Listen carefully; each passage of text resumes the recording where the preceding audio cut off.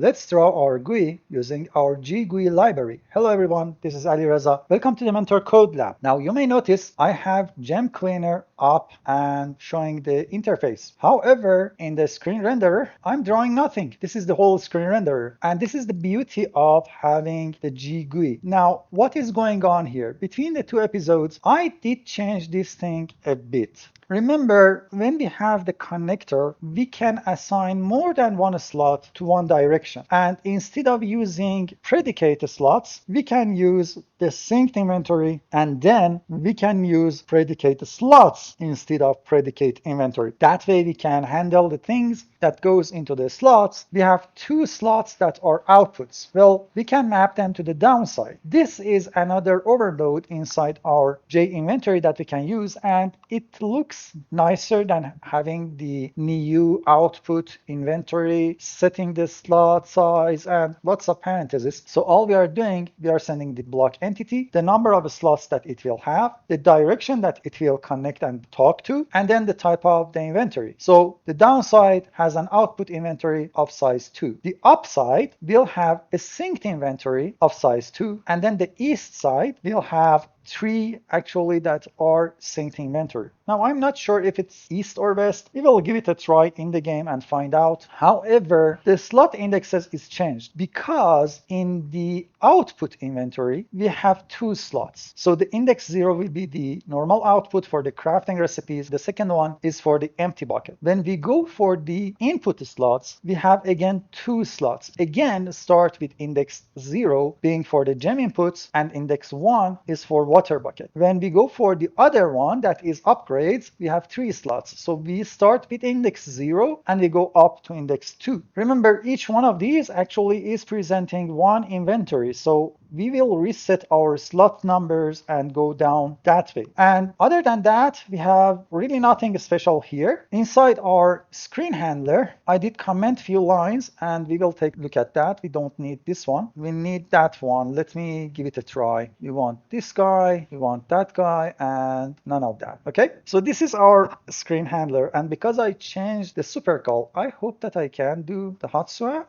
No, it failed. So let's run the game again and hopefully it will come up and show the inventory to us, because I had problems with this J inventory screen handler, especially when we are opening the client side. Hopefully it's fixed. Let's take a look at that. Now, assuming that's fixed, because the game will take its sweet time to come up, this is how you will add the slots inside the screen handler. Basically, you're adding a slot to the inventory, and remember the inventory is inventory connector. I don't need that one too, but I don't care about that. This comes from the super, and then we want the inventory. To get the inventory, we need the inventory index. Now, inventory index will be exactly the index of the inventory that you are adding. So this is index 0, this will be index 1, and this one is index 2. In other words, here I'm going for the output inventory. Then when I got the output inventory, I want a slot here, and that's the slot. So get inventory, then the slot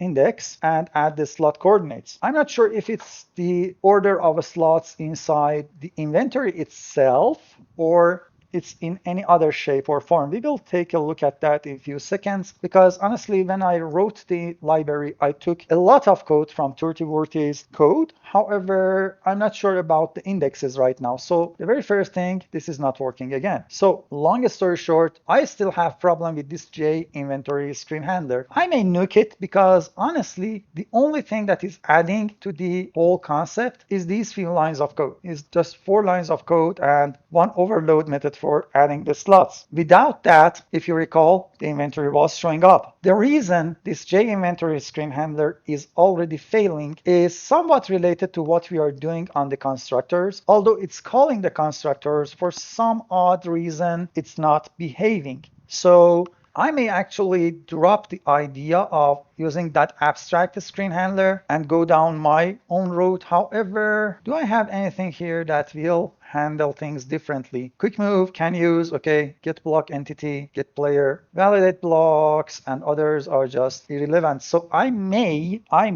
detach myself from actually screen handler, the abstract one, and I may reinvent the wheel here, adding those few lines, because if that's working, then why bother with the whole thing? However, this video is related to using GUI. So what is happening here is that my screen renderer is inheriting from abstract screen renderer. And as you see, I have just two overloads that sets the texture width and texture height. Now the super is actually doing lots of things. First, it is taking a look if it should draw the container name, if it should be centered or not. And then the same thing happens for the inventory text in the GUI, and then sets the background width and height, and then calls the super.init. Super.init will center our texture. Then on the draw background, we are using screen helper draw background for the GUI background, and then we will add player inventory background. You may notice that we are just going for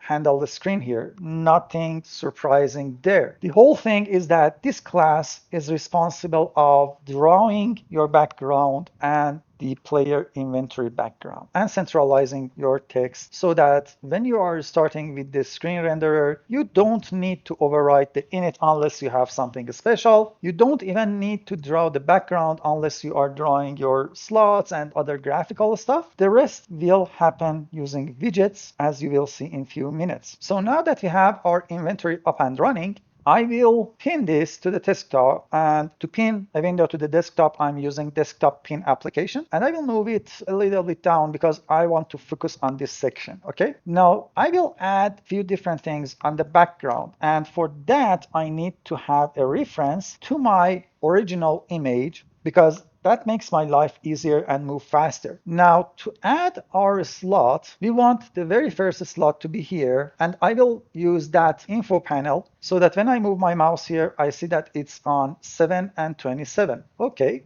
I will move it to the second monitor. So from now on, when you see I'm using magic numbers, I'm using it from Photoshop on the second monitor. So I will use a screen helper from my GUI, and I will say that I want to draw a texture on this context. Now the texture that I want to draw is a slot. The slot comes from slot icon textures, and then in here I will have the slot. And from the slot, I have empty normal, and inside empty normal, I get the ID. This is the texture. Again, all of this is coming from my GUI library. So I will copy this space because I want to use it. And then I will have the X coordinate. Now the X coordinate will start from 7 and 27. So it will be 7, 27. And then we have the U and V. For the U and V, I will start with the U from my library, and then we have the V again from my library. Then we have the width and height that comes from my library, dot width and dot height. Then the texture width and height, so it will be dot texture width and dot texture height. Just by doing it, I should see my slots showing up here, but I will add two things to the X and Y.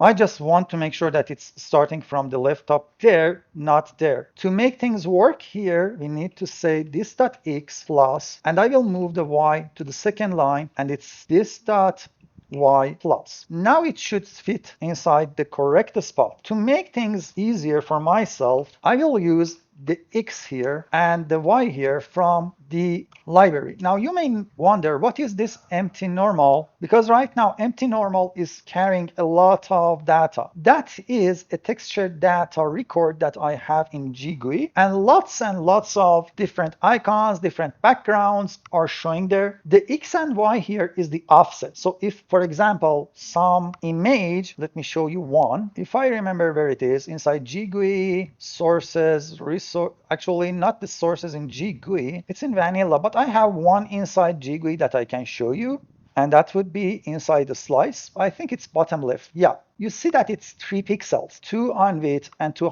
on height. However, this texture is a 4x4, and I have 2 empty textures on the left hand side, 2 empty textures on the bottom side. So I may want to use the U and V. In this particular case, it's not that usable. However, in vanilla, we really have some textures that is utilizing that U and V. So I have some offsets to move them around. For example, the tabs are using that offset because let me give you an example of where that X and Y offset is being used. If I close these classes that I'm not using, for example, tabs that are selected has this indent. Okay, and they should move, for example, in this case, a little bit toward the left when they are selected, so they are bumping up and then connecting to the internal space. For that, I need to offset it from the unselected tab using the X and Y, and they are just correctly set in the library, so that you don't worry about the offsets. You just need to add the X and add the Y using plus sign, and it will work. The good thing is just it's most of the time copy pasting. Now the second slot should be at 7 and 53. So I just flip back to be 53, and I will have my second upgrade slot here. The third one is 79. So just add it and make it 79. And that is our third slot. Now we need to add icons on top of it. For that, again, I will use icons. For icons, I have I'm not sure if it's in here. Let's see. No. Is it in the type? Yeah, here. Energy upgrade. Okay. Now, if I look at the energy upgrade, the way you can find it inside repository if you are looking for, it's inside our constants. We have this slot texture and its slot type, and the icon for the update is slot energy upgrade, and the slot energy upgrade is the whole slot. So instead of drawing two icons, you can just copy this, remove that part, and just use it here. And then we know that it is from slot type, so I will copy this one and I will paste it the whole way. If I hot swap again, this will be correctly shown up. Now this one is a slot type dot speed upgrade, so I just copy this whole thing and I will replace it. Hot swap again, this one is fixed. Finally, the last one is a slot type, and this one is fluid upgrade. So fluid upgrade, and you see that I designed the GUI library in such a way that it's most of the time easy to find the things that you want. If you look into hierarchy a little bit, the names are just self-explanatory. And if you wonder what are the icons, they are just simply icons that you can draw on empty slots. I didn't want to have this sort of update drawing. Let me draw another one on top of this one, and it will be from the icon dot, for example, I want energy. Okay, and let's do some offsets here so that you can see it there. And hot swap, you see that it's this texture here, so you can draw that texture on top of any empty slot as a way of showing an icon for a slot that accepts anything related to energy, okay? But that's not what I want. I have my own designs. These are inside the library, so that's that. And textures come from Mechanism, I think. However, I did remove the color and I think it's okay to use them. Then I have a bucket slot, so I will select this whole thing, and I think I have a bucket thing. Yes, so just copy it, and as you see, it's a bunch of copy pasting. So this one will sit on the 39 and 17. So this will be 39 and 17. That's there. The next one is an empty slot. So it's not a slot type, and actually I need three of them. So one will be slot.empty normal. Copy that and paste it. Remember, our Gem Cleaner is a busy interface. Normally you would have one or two slots for crafting, one or two slots for the result. And I already have some backgrounds that you can use, for example, for one input, two output, or two input, one output, stuff like that, so that you are not getting busy with these things. However, this is one of the busiest ones. So it's 39 by 85. Let's add that. Now we have these two slots. The order of drawing here is important. This connecting tube is a separate piece by itself. So I have to draw the slots first and then the connecting tube on top of it. And for that, I will have to copy this whole thing again, paste it again. And all I need to change is the X and Y. So it's 112, 28. And we will have our slot here. One more, and this one will be at 73. So that's our slots being done. Okay, now I want something else. As I said, the order of drawing is important. I need to draw this container folder fluid. So I will select this whole thing and copy paste it again. And here I want it to be 8228, but instead of these slot textures, I think it's indicator textures, not the digital one. Did I put it on fluid? Fluid container textures. Okay, dot. Now I only have normal right now, but I will add few more. And actually, I will not do it. You may ask why. The reason is that I have a fluid widget that I can draw, but right now I can't because I don't have a fluid tank. So I will copy a piece of code from my test mod, and don't worry if you don't understand it because we will come back to that later and fix the whole thing. But right now, just bear with me that I am adding a fluid tank with a fluid in it. So I will have to temporarily add the fluid tank. And as I said, it's a temp solution just to show you something. And it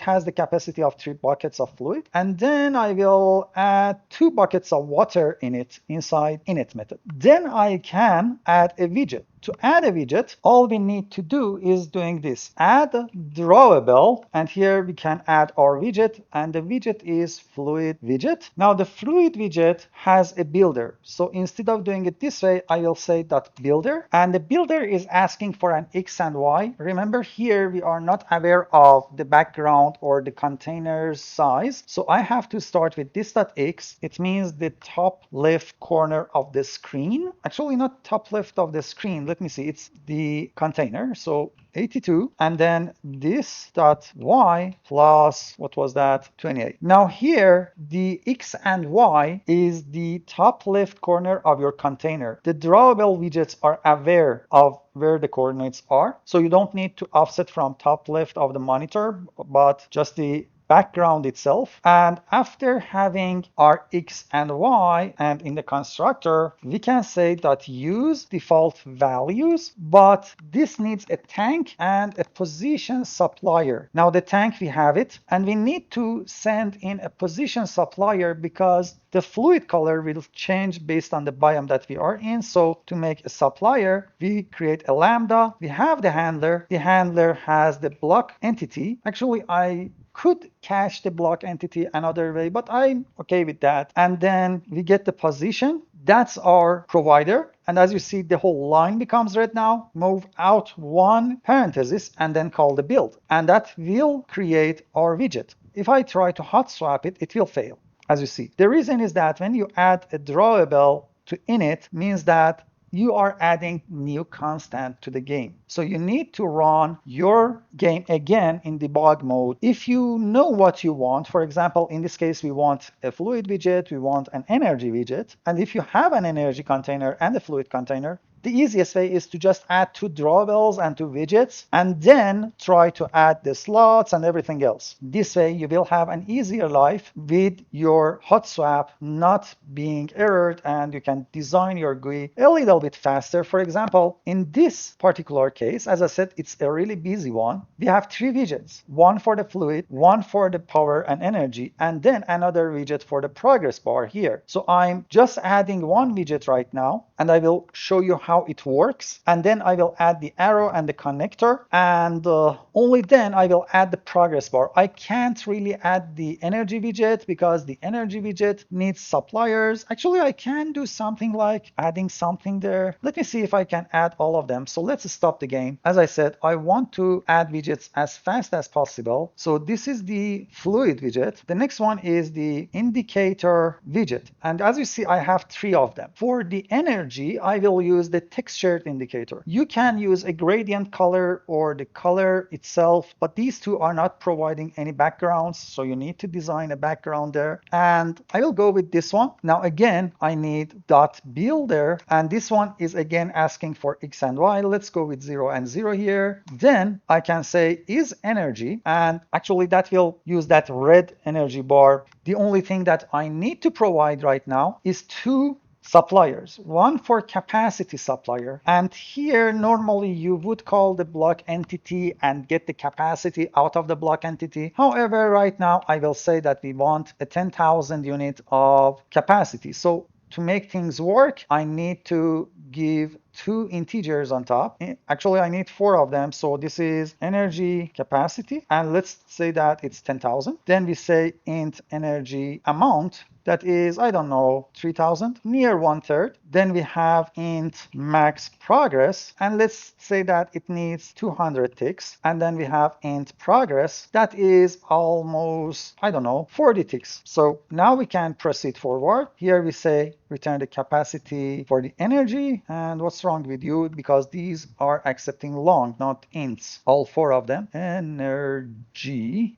Then after the capacity provider or supplier, we need the amount supplier and then its energy amount. Now this is our energy widget. We want another one, so add drawable new. This one is progress widget. Now progress widget has a builder again. I think all of my widgets has builders, so then we can assign few different things here actually. We are providing a supplier for the amount. It's easy, it's the progress. Then we can supply another supplier. I forgot what is the name. Amount capacity supplier. I kept the same naming, so it's the max progress. Then we want to draw an arrow, so we say arrow, and you see that it says use arrow progress, and it's true. Then we want to tell the arrow which direction it is. Is it top to bottom vertical, or is it left to right horizontal? So we say that the orientation is widget orientation vertical. That tells that use the vertical arrows, and then we say the direction is widget direction top to bottom. Okay, and as much as I remember, this should be it, so we call the build, and it will return the builder for us again. Now we have our widgets, and we should be able to proceed forward with the last two elements. Three elements actually. The three elements remaining is this connection tube, is this tube, and the arrow. Okay, so let's run the game. Of course, they are not in proper place right now. I can actually position them properly if I want to, but as I said, now that I have them, I can see them in the game and I can design them in the game. I'm trying to show you the proper, faster way of designing things. Just add the widgets, run the game, and in the debug mode, use the hot swap to place everything as you want. Now you have two different ways of doing things here. One is just what I did. I just cut some elements or pasted some elements inside the Photoshop and designed my UI as a guide. I will not save it normally. It's just a temporary texture inside Photoshop that shows me the coordinates. Or alternatively, you can give it a try and error. You know that you want 3 widgets, you know that you want few slots, and that would be it. So you can have the widgets and then run the game and then start adding a slot, tweaking the values until you're happy with its position, and then the rest of the things. That is totally doable. One thing that I forgot to mention is that if I come to screen handler, you see that I have 107 for the inventory Y, and by default the inventory X is 8. That is this gray pixel, not the dark gray, but light gray pixel at the start of your inventory. So if I zoom in a lot and move my mouse inside this light gray pixel, you see that it's 8 by 107. So don't forget that you need to address this light gray one, and the whole thing will draw properly. Okay, now let's run the game. Hopefully, I hope that everything should work, and the only thing remaining is positioning and drawing 3 more elements. So let's open it. What did happen? Did hang up. It's not giving any errors. Yeah, I have a problem here. Let's take a look. It says that concurrent hash map inside line 72. Oh, it's in screen helper. Where is that? Line 72. Draw GUI texture. I think I forgot something. And again, I think it's related to the arrows. Oh yeah, because when it says concurrent means that it has 2 options and it doesn't know what it should use. I need to set the orientation and direction before the arrow. I totally forgot about that critical step. The reason is that when you set the use arrow progress, it's trying to check which one of the textures it should use. If I right click on it, you see that it is trying to get the orientation and then the direction. So if it is not knowing which orientation and which direction, as you see, it's not setting anything by default. And that is why you will have a problem. Actually, I may add few exceptions so that it makes things obvious that orientation should happen before use arrow and the direction should happen before use arrow. However, right now I don't have those exceptions, so I had to look at my notes inside my test game environment, and that is our test mod on top. All of that is inside repository, and as always, repository link is in Discord channel, and you can find the Discord link in our description. Please join, and if you want, I highly suggest that you should have a clone of my repository, because as as the time passes, I will add more and more icons and things that I find useful here and there on the GUI at least. And I think I will remove that J inventory, or I may actually rewrite it from scratch, not being dependent on the super. So it will be just an extension of handle the screen itself, just to make sure that it will work. Anyway, so fingers crossed, right click and it's there. The water is actually in place. The energy is correct, but not in place. The progress is correct, not in place. Again, I will pin it so I can work with my graphical stuff. So for the progress, we want to be on this vertical line and on this horizontal line. So it will be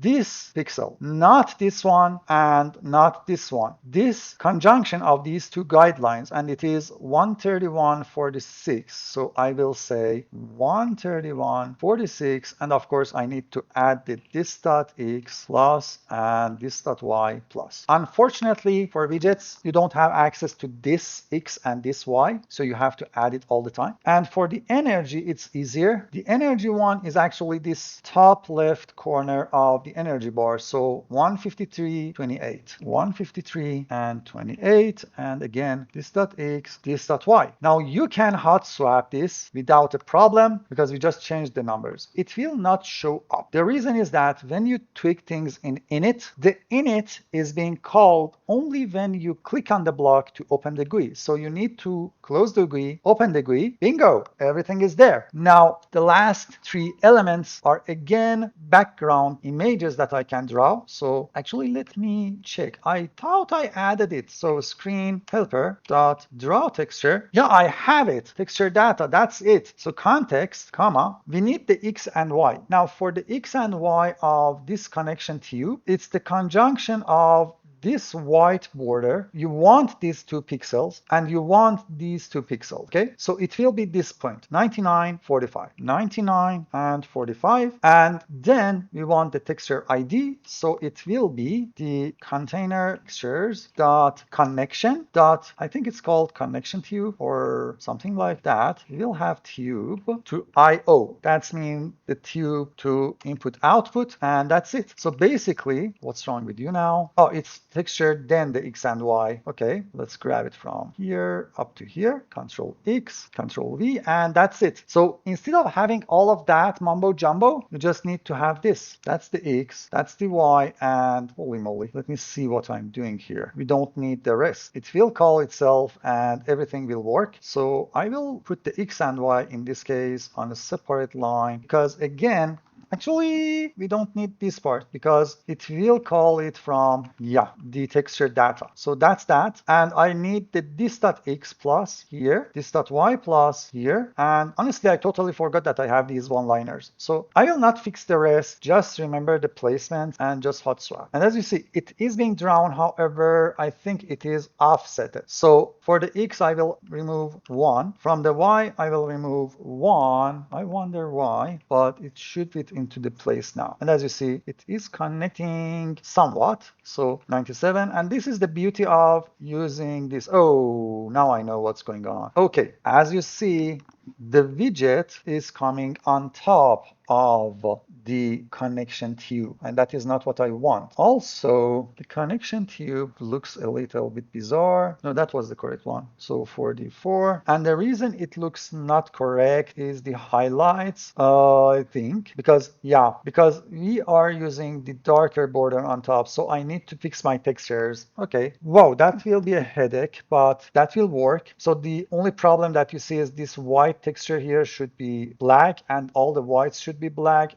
These should be black. I will fix this one for sure. Then regarding this problem, I wonder if I take it, can I draw it inside init? I don't think so. This will be a little bit of a problem for us, although not a big problem, but a little bit of a problem. Did hot swap and didn't fix itself, did it? No, no, it didn't hot swap because yeah, in init we don't have the context here. So we can't actually do that. And this is a little bit of a misfortune. However, I'm not sure. I had paused the video because the thing was repetitive. So I want to show you the final result. This will make sure that the video is not taking long. All I'm doing is just calling the texture draw, and I'm using different textures from different parts of my library. And all it's doing is drawing a texture on an X, on a Y, and as you see, the whole thing is finished. This one is the slot icon for the empty normal. And then we have a connector, that is the tube, but then we have this tube that goes from one slot to the tank, and finally we have the small arrow that shows down. The thing is that you should make sure that for the arrow, for example, you will use this top left corner, not the gray top, not the gray left, this top left corner. Same goes for the tube. For example, you need to use where the tube is connecting to the slot, this pixel. Or for the arrow progress, as I mentioned, you need to use your guidelines or use just the pixels, and this is the pixel that you need. If anything is confusing, I highly suggest that you should download the repository and clone it, not just download, because as time progresses forward, I will add different icons there. I will add some things later, maybe as widgets, and there are lots and lots and lots of textures that you can use. One problem that I will not be able to solve is this section. As you see, the tube is being connected to the fluid tank. The reason is that this connection is being drawn on top of fluid tank. However, when you have widgets, the widgets will be drawn on top of everything else. That's a render call, not a background or anything else. And unfortunately, on widgets, you don't have background calls. Fluid widget, you see that it has a render call and it is drawing the background there in the render. So it will fall in front of everything, and it doesn't have any Z ordering things, unfortunately. The problem is that drawable, it just has the render. It doesn't have the render background, and the widget is not providing any render method. If you wonder what widgets you have, you can search for widget and include the non-project so that you can look into the vanilla. For example, you will have a button widget somewhere if I find it. Okay, it's not showing up, but if I go with button widget, it's inside Net Minecraft Client GUI widget package, and this one is actually using the passable widget, and the passable widget is a clickable widget. All of these are widgets that you can use and utilize, and you so far saw the drawable and the widget. Let's take a look at the element. The element again is not providing any rendering, and unfortunately I think selectable is not providing any rendering. So the only thing that is providing a rendering for a widget is actually this drawable, and as I said, drawable is only providing the render. Now if I'm not happy with this, I can add a boolean here that says draw background, and only draw background if we are setting it to be true. That can be useful for things like this guy, when the fluid widget is not connected to anything. Actually that will be almost 98% of the times in your GUI design. I think the Gem Cleaner is really a special one, and I designed it. Actually, I got the design from Cop and Joe, and the whole concept of Gem Cleaner is coming from Cop and Joe. The interface is designed in such a way that you can see the energy handling, the fluid handling, the inventory handling, and then crafting. And because of that, I kept the concept of Gem Cleaning and the UI from Cop and Joe, and I'm using it. This is one of the very rare conditions that you want to draw the background as a background actually, and not as a widget. The thing is that the widget is the same border as the background, okay? So even if you don't draw the background, you will start widget from the very first top left corner of the background texture, and I think I will add it. That is a simple boolean that can be checked, and not draw it here so that we can happily connect our tube here. If you like these videos, please subscribe to the channel, hit the like button, and turn on that bell so that when I publish a new video, you will get informed. Have fun everyone. Bye.